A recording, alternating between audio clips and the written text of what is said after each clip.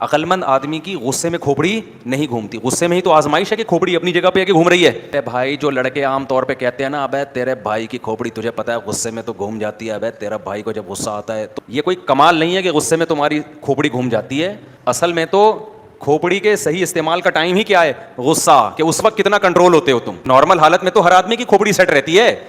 जो पागल किस्म के लोग होते हैं, गुस्से में खोपड़ियां घूमती हैं, फिर ऊट पटांग कत्ल कर देते हैं, तलाकें दे देते हैं, सर फोड़ देते हैं, गालियां देना शुरू कर देते हैं।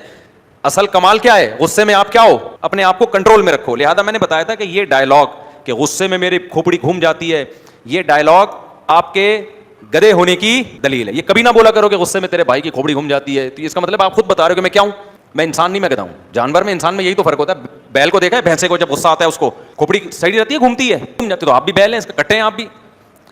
लेकिन मैंने ये भी बयान में बताया था कि सियासतन कभी ये कहना पड़ता है भरम के लिए कि गुस्से में मेरी खोपड़ी, ये रोब के लिए।